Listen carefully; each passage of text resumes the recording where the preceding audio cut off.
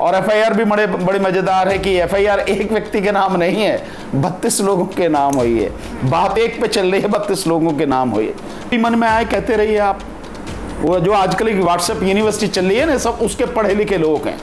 अफसोस इस बात का है कि नुपुर एक एडवोकेट भी है।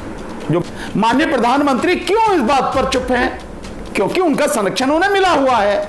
वो चाहते हैं, प्रधानमंत्री नहीं चाहते कि इस देश की जनता का ध्यान जरा भी महंगाई के मुद्दे पर जाए, शिक्षा के मुद्दे पर जाए। ये सारी चीजें रुकेंगी या नहीं रुकेंगी? मुझे नहीं लगता कि इस सब के बावजूद भी ये सारी चीजें रुकेंगी। किसकी बात कर रहे हो? न्याय किसी को नहीं मिलता यहां पर केवल फैसले होते हैं, केवल फैसले, या तो इस पक्ष में या इस पक्ष में। उनके खिलाफ क्या कार्रवाई हुई है? जो 50 लोग गिरफ्तार हुए हैं वो सारे के सारे मुसलमान, और जिन 40 लोगों की फोटो लगाई गई वो सारे के सारे मुसलमान हैं। तो ये एक पक्षीय कार्रवाई क्यों है? या नहीं हो रही? कहां हो रही मुझे बताओ ना आप। अगर मस्जिद तोड़े जा रहे हैं तो सर मंदिरों पर भी तो बुलडोजर चला है। कहां पे चला है? वो तो गुलाम मीडिया है जिसकी आप बात कर रहे हैं। हाँ। आप देखिए उस मीडिया पे 24 घंटे चलता क्या है? केवल हिंदू मुस्लिम, केवल हिंदू मुस्लिम। नमस्कार, मैं दामिनी शर्मा सजग भारत में एक बार फिर से आप सभी का स्वागत करती हूँ।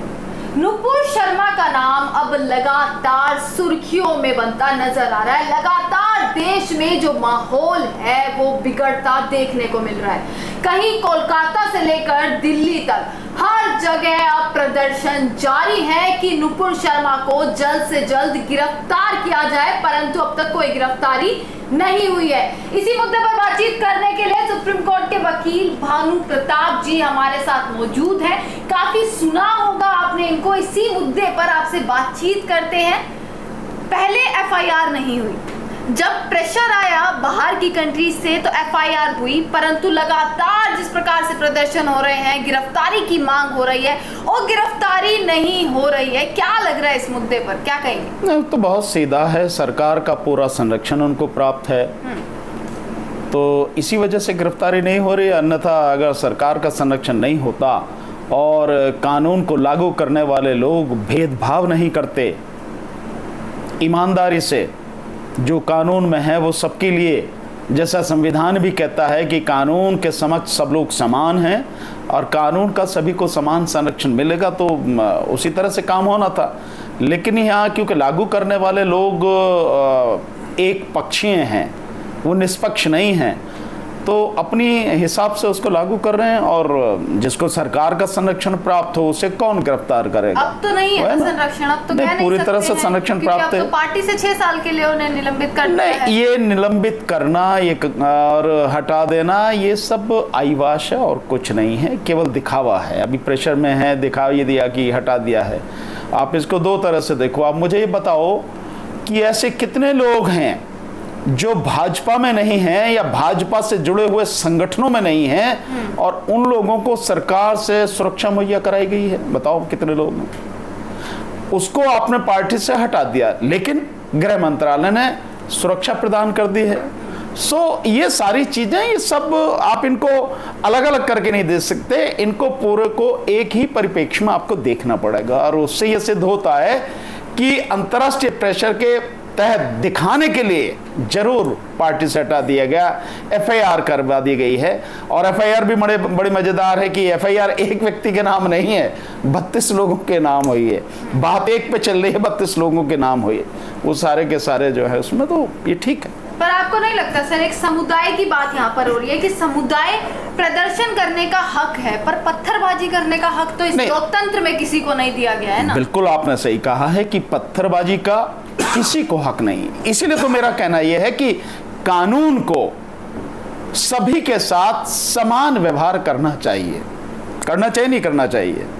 लेकिन हो क्या रहा है? कानून एक पक्षीय कार्रवाई कर रहा है। मैं बहुत छोटे से उसमें बताता हूं आपको, इससे दो चीजों से आप समझ जाएंगे। दिल्ली यूनिवर्सिटी के प्रोफेसर है प्रोफेसर रतनलाल जी। हाँ।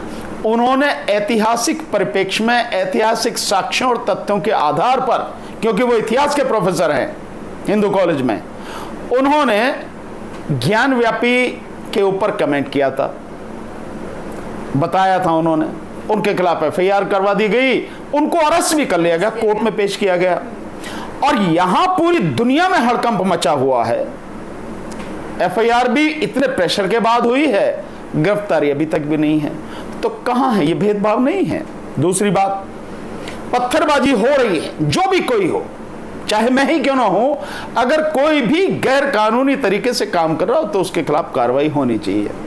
सबने देखा जहांगीरपुरी में जो हुआ, तलवार लेके, हथियार लेके, पिस्टल लेके, कट्टे लेके लोग प्रदर्शन कर रहे हैं। इससे पहले कभी आपने किसी हनुमान जयंती पर या किसी और त्योहार पर इस तरह से सार्वजनिक रूप से हथियार लेकर प्रदर्शन देखा कभी?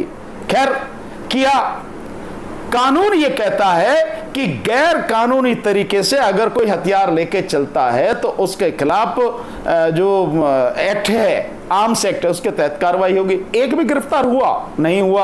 और ऐसा एक जगह नहीं, कितनी ही जगह लगातार हो रहा है, कोई भी आर्म्स एक्ट में गिरफ्तार हुआ? नहीं हुआ।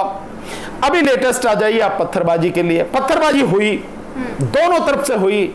आपने और हमने सबने देखा, सबने वीडियोस, एक नहीं कितनी ही वीडियोस हैं कि जो मुस्लिम पक्ष के सामने जो दूसरा पक्ष था, उस पक्ष ने न केवल पत्थर फेंके बल्कि गोले फेंके। सबने देखा। और पुलिस वहीं खड़ी है।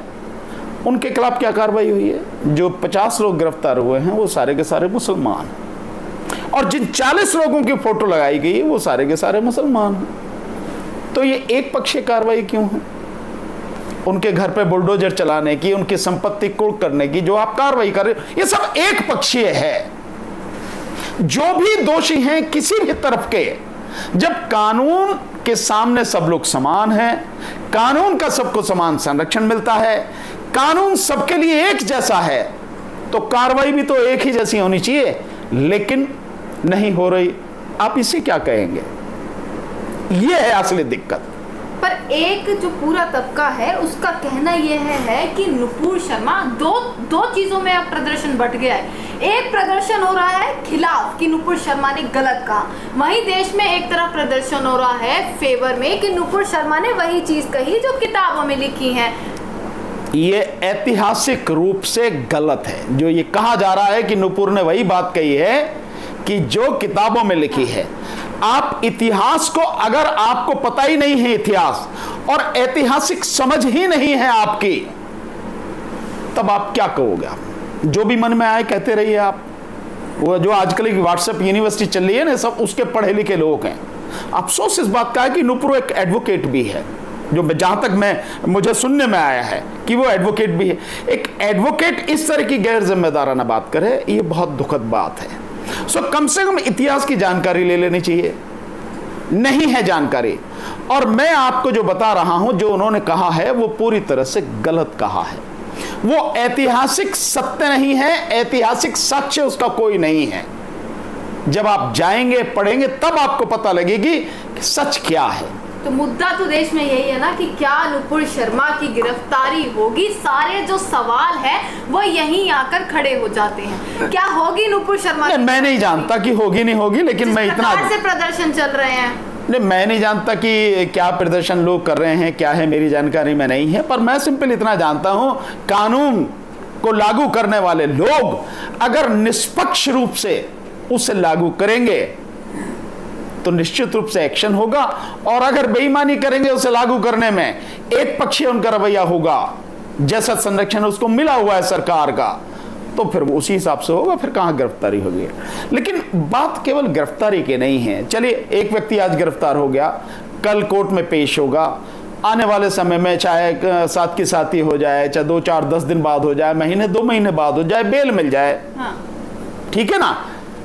इसका जो नेट असर है वो असर क्या है? ये सारी चीजें रुकेंगी या नहीं रुकेंगी? मुझे नहीं लगता कि इस सब के बावजूद भी ये सारी चीजें रुकेंगी। क्यों नहीं रुकेंगी? क्योंकि उसको कंट्रोल करने वाले जो लोग हैं वही ये चाहते हैं कि इस देश में हिंदू मुस्लिम का जो झगड़ा है वो करा दिया जाए, सांप्रदायिक दंगे करा दिए जाए, इस देश का माहौल खराब कर दिया जाए। उनकी राजनीतिक रोटी ही इस चूल्हे पर सिकती है हिंदू मुस्लिम के पे। इसलिए वो नहीं चाहते। जनता का भी तो रुझान इस तरफ नहीं, जनता की बात अगर जनता ही तो यही चीजों को देखना पसंद करती है शायद। नहीं, देखिए दोनों तरफ से कह सकते हो आप, जनता देखना भी पसंद करती है, लेकिन बात यह है कि जब इन चीजों की कोई सीमा नहीं रहती है, लगातार होती रहती है, तो जनता कब तक बर्दाश्त करेगी। आप देख रहे हैं पिछले 2-3 महीने से लगातार ये हो रहा है, और अभी जो शायद बीजेपी नहीं, अपने अंदर के कितने लोग हैं उनके, और किस तरह से वो काम कर रहे हैं, किस तरह की हेट स्पीच दे रहे हैं। मेरी जानकारी में जो आया कि 38 लोगों की लिस्ट तो कम से कम बीजेपी ने बनाई। ये तो बीजेपी की बात है जो उनकी अपनी है, और जिसमें पुराने सब कैबिनेट मंत्री भी हैं, कई सांसद भी हैं, विधायक भी हैं, और उनके जो है नेता हैं। इसके साथ साथ उन लोगों ने पिछले 8 साल में 8000 बार इस तरह की घृणा भरी, नफरत भरी स्पीचें दी हैं, बातें कही हैं। तो कोई सीमा तो होनी चाहिए। इन लोगों के खिलाफ क्यों कार्रवाई नहीं हुई? क्योंकि उनको सरकार का संरक्षण प्राप्त था। माननीय प्रधानमंत्री क्यों इस बात पर चुप हैं? क्योंकि उनका संरक्षण उन्हें मिला हुआ है।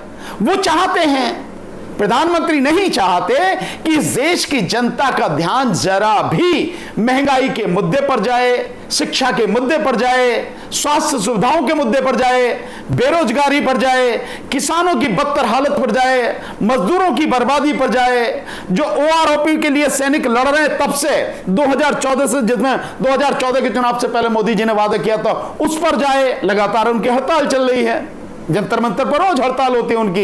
इसके अलावा जो पुरानी पेंशन का मसला है जो लगातार उठ रहा है, लाखों की संख्या में जो सरकारी कर्मचारी हैं, 2004 में अटल बिहारी वाजपेयी सरकार ने जो नई पेंशन योजना लागू की थी, पुरानी खत्म कर दी थी, तो उस पुरानी पेंशन को लागू करने के लिए जो लोग संघर्ष कर रहे हैं, महिलाओं की स्थिति है, लगातार अपराध बढ़ रहे हैं, इन सब चीजों पर ध्यान न जाए, जनता इन पर आंदोलन न करने लगे, सरकार मुसीबत में ना आ जाए, इसलिए ये सारे मुद्दे उठाए जा रहे हैं। धर्म को धंधा बनाकर लोगों की भावनाओं से खिलवाड़ किया जा रहा है। मतलब तो पहले यही है ना कि पहले जनता को समझना चाहिए, या तो पहले जनता इन मुद्दों पर सड़कों पर आए, तभी तो ये अजान, हनुमान चालीसा, कुतुब मीनार के विष्णु स्तंभ बना देना, ताजमहल के कमरों का राज, ऐसे मुद्दे तभी तो गायब हो पाएंगे। नहीं, जनता से पहले उन लोगों को समझना चाहिए जो सत्ता में बैठे हैं, जिनके पास सारी ताकत है, और जो बेवजह इन मुद्दों को उठाते हैं। जनता की हालत देखिए आप, जनता की हालत क्या है आप समझिए। आप आज की तारीख में जनता की हालत इतनी बुरी है जो देश में पहले कभी नहीं थी। जो बेरोजगारी जितनी भयानक है, आप उसका आंकड़ा लेके, अभी मैं दैनिक भास्कर की एक रिपोर्ट आई है, उसमें यह बताया है कि 45 करोड़ लोग इस देश के ये उम्मीद ही छोड़ बैठे हैं कि उन्हें कोई रोजगार मिल सकता है इस देश में। 45 करोड़ लोग। सीएमईआई के डाटा के मुताबिक इस देश में 90 करोड़ लोग ऐसे हैं जो नौकरी कर सकते हैं, रोजगार कर सकते हैं। उनमें से 45 करोड़, दैनिक भास्कर की रिपोर्ट है ये, 45 करोड़ लोग उम्मीद ही छोड़। आप सोचिए कि आदमी प्रयास कर रहा है, उससे नौकरी नहीं मिलती तो समझ में आ रही, लेकिन वो प्रयास करना ही छोड़ दे कि मुझे मिलेगी नहीं, पहले से ही ये मान के बैठा है। इतनी बुरी स्थिति में देश आके फंस गया है। सरकार की जिम्मेदारी नहीं उस पर ध्यान दे। सरकार क्यों इन सब चीजों पर ध्यान दे रही है? बार बार ये कहते हैं कि प्रधानमंत्री इसके लिए दोषी नहीं है, तो प्रधानमंत्री इन लोगों पर कड़ी कार्रवाई क्यों नहीं करते? आज से नहीं, कब से नहीं करते? एक एक चीज, मतलब कितनी चीजें हैं जिनको बताया जाए। सरकार, शासन, प्रशासन, पुलिस प्रशासन किस तरह से बेगुनाह लोगों पर कार्रवाई करता है, ऐसे गुनहगार लोगों पर काम नहीं करता। बेगुनाह में भी एक समुदाय तो शामिल नहीं है ना। कौन समुदाय? लोग शामिल है केवल। नहीं, मैं भी वही मैं कह रहा हूं कि जहां भी हो रही है वो सारे के सारे जो मुस्लिम समाज के लोग हैं उन्हीं पर कार्रवाई हो रही है, बाकी और किसी पे नहीं हो रही। हिंदुओं पर कार्रवाई नहीं हो रही। कहां हो रही मुझे बताओ ना आप। अगर मस्जिद तोड़े जा रहे हैं तो सर मंदिरों पर भी तो बुलडोजर चला है। कहां पे चला है? सरोजनी नगर में जो है मंदिर पर भी ये सारी की सारी चीजें केवल लोगों को मूर्ख बनाने वाली बातें हैं जो ये सारी चीजें आप कह रहे हो, समझे ना जी। और मंदिर तोड़ना कोई ऐसी उनके लिए नहीं है। आप मुझे बताइए कि जो आपका काशी विश्वनाथ कॉरिडोर बना है, आप तो पत्रकार हैं जी, उसमें कितने मंदिर टूटे हैं आप बताओ, कितने मंदिर तोड़े गए हैं? वहां के जो लोग हैं, उस एरिया के लोग, जिनका वो क्षेत्र उस काशी विश्वनाथ कॉरिडोर में आया है, उनसे आप जाके पूछो, बताओ। तो यानी कि सरकार जो आए, मन में जो आए वो करे, कोई फर्क नहीं पड़ता। मोदी जी जो चाहे जहां चाहे बुलडोजर चलवा दे, कोई फर्क नहीं पड़ता। योगी जी जहां चाहे बुलडोजर चलवा दे, कोई फर्क नहीं पड़ता। ये चीजें जो है जो देश में हो रही हैं इनको देखने की जरूरत है। तो आप कह रहे हैं कि जो उभरती हैं ये चीजें वो केवल एक समुदाय से जुड़ी हुई बिल्कुल, होती हैं। इसमें कोई शक नहीं। मीडिया दर्शाता है वो एक समुदाय से जुड़ी चीजें मीडिया जो है वो तो गुलाम मीडिया है जिसकी आप बात कर रहे हैं। हाँ। आप देखिए उस मीडिया पे 24 घंटे चलता क्या है, केवल हिंदू मुस्लिम, केवल हिंदू मुस्लिम, और उसमें भी मुस्लिम समाज के प्रति लगातार 24 घंटे घृणा फैलाई जाती है। और क्या होता बताओ आपने तो देखा होगा, रिकॉर्ड करके आप बताओ। हाँ। आप भी मीडिया के साथी हो, क्या वो ये सच दिखाते हैं जो आप लोग दिखाते हैं सोशल मीडिया के साथी? नहीं दिखाते आप वो लोग। चाहे कोई भी न्यूज चैनल आप ले लीजिए, हर किसी पे यही है कि जो मुस्लिम समाज है उसको टारगेट पे ले, वो किराए के उन्हीं के वो हैं मुल्ले जो उन्होंने पकड़ रखे हैं, जो मुस्लिम समाज को बदनाम करते हैं। ठीक उधर से मतलब कुछ पंडे पकड़ रखे हैं, कुछ वो मौलाना पकड़ रखे हैं, दोनों को भिड़ा कर रात दिन यही सब कुछ चल रहा है। और क्या हो रहा है? आखिरी सवाल मेरा, आपको नहीं लग रहा जिस प्रकार से बाहर से ये प्रेशर आ रहा है कि माफी मांगे हिंदुस्तान, भारत को माफी मांगे, एक छवि जो है वो धूमिल हो रही है? नहीं, निश्चित रूप से हमारे देश की छवि को बहुत धक्का लगा है, आघात लगा है। जहां तक माफी मांगने की बात है, माफी भारत को क्यों मांगेगा? भारत को माफी मांगने की कोई जरूरत नहीं है, समझे ना जी। भारत ने ऐसे कोई काम नहीं किया। हाँ, जिन लोगों ने किया है उनके खिलाफ कानूनी कार्रवाई होनी चाहिए, सरकार को करनी चाहिए, कड़ी कार्रवाई करनी चाहिए, जिससे पूरी दुनिया को एक मैसेज आए और इस तरह के लोगों को मैसेज आए। पर मैं फिर भी कह रहा हूं कि ऐसे लोगों के खिलाफ कोई कड़ी कार्रवाई होगी नहीं, कानूनी कार्रवाई होगी नहीं, क्योंकि ये सरकार के ही तो पाले हुए लोग हैं। भाई सरकार की जो नीति है, ये सरकार की जो राजनीति है, ये उस राजनीति के टूल हैं, पिलर हैं जिन पर उनकी राजनीति चल रही है। जनता कितनी भी भिड़ जाए, कितनी भी जनता मारी जाए, कुछ नहीं होना है, न्याय नहीं मिलेगा। नहीं, न्याय इस देश में कभी किसी को नहीं मिलता है। किसकी बात कर रहे हो? न्याय किसी को नहीं मिलता यहां पर केवल फैसले होते हैं, केवल फैसले, या तो इस पक्ष में या इस पक्ष में। न्याय नहीं होता। जिन लोगों को गलतफहमी है कि इस देश में न्याय मिलता है, उन्हें अपनी गलतफहमी दूर कर लेनी चाहिए। इस देश में कहीं किसी को न्याय नहीं मिलता। जब बेईमान लोग बैठे हों सरकार में, न्याय किसको मिलेगा भाई? किसी को न्याय नहीं मिलता है, समझे ना। फैसला आपके हक में आ जाए तो आप समझते हैं हाँ भाई अदालत ने हमारी बात मान ली। और वैसे भी आप देखें कि 4 करोड़ से ज्यादा मुकदमे पेंडिंग हैं इस देश में। सो कितने दिन में वो डिसाइड होंगे, आप इसको आप देखिए। अभी एक मैं कल देख रहा था, आप उसी से देखिए। आप एक मिस्टर नारंग हैं, डॉक्टर नारंग, डेंटिस्ट, जिनकी 6 साल पहले एक छोटे से विवाद में हत्या कर दी गई थी कि वो अपने बेटे के साथ में क्रिकेट खेलने के लिए वहाँ जा रहे थे, तो उसी में कहीं कुछ झगड़ा हुआ, उन लोगों ने धमकी दी और उसके बाद में आके सारे के सारे इकट्ठे होकर उनको मार दिया, डॉक्टर को। 6 साल से आज तक मुकदमा वहीं की वहीं पे खड़ा है। कल देखिए बड़ी ज़बरदस्त रिपोर्ट है उसमें एनडीटीवी इंडिया में। सो किसकी बात कर रहे हो? न्याय है किसी को नहीं मिलता है। न्यायिक चरित्र ही बहुत कुछ खत्म हो चुका है। जो लोग बैठे हैं, जिनके हाथ में अधिकार है, जिनकी जिम्मेदारी है, अगर उनकी सोच ही निष्पक्ष नहीं होगी तो कहां किसको न्याय मिलेगा?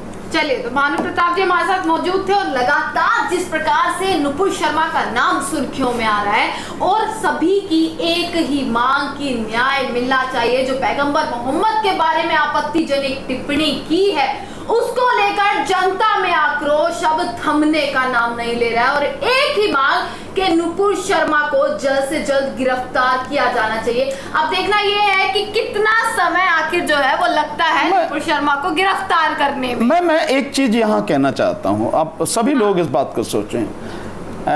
देखिए, इस देश में लगातार पिछले कई महीने से लगातार, हालांकि सालों से चल रहा है, पर पिछले 3-4 महीने से तो जबरदस्त तरीके से ही चल रहा है। कभी जो है हिजाब का मसला चल रहा है, कभी मस्जिदों पे चढ़ के जाए, उनके मतलब भगवा झंडे लगाए जा रहे हैं, है ना।